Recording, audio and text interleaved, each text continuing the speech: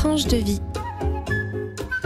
Et la tranche de vie de Philippe. Avec sa jolie musique printanière qui réchauffe. Ah oui, mais il fait ensoleillé aujourd'hui, ça tombe bien. C'est vrai. Il n'y a pas à dire, c'est la semaine des claques, les amis. Mais là, c'est une belle, une grande, une héroïque. Je veux parler de la claque que vient de prendre à nouveau le record du parcours du Vendée Globe. Quasiment 4 jours, à un cheval près. Quand on sait que le premier Vendée Globe avait été bouclé en 109 jours, on imagine donc l'évolution du matériel et des hommes. J'entendais un commentateur qui avait fait partie de l'organisation de la première de cette course autour du monde, hier, expliquer que les premiers participants à cette aventure, car ça en reste une, se demandaient la première fois s'ils en reviendraient. Alors, il y a eu en effet des disparitions, des noyés, mais si l'on peut dire, moins que ce qu'on aurait pu craindre.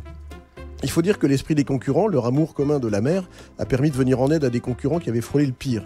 Lors de la 3e édition, notamment, Pete Goss a sauvé Raphaël Dinelli en l'accueillant à son bord et en le déposant à Hobart. À la 6e édition, Vincent Rioux a secouru Jean Le Cam, chaviré non loin du Cap Horn, c'est vous dire.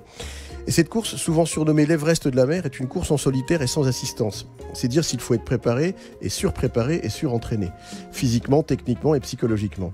Et puis, petit clin d'œil écolo, l'indice carbone doit être assez faible, bien loin d'un Dakar qui va passer moult engins motorisés. Bon, j'ai rien contre le Dakar, même s'il n'y va plus, mais j'avoue en avoir un peu décroché l'année de la victoire de Luc Alphand, qui avait déclaré que l'enfant africain qu'il avait renversé et donc tué ne lui gâchait pas le plaisir de la victoire.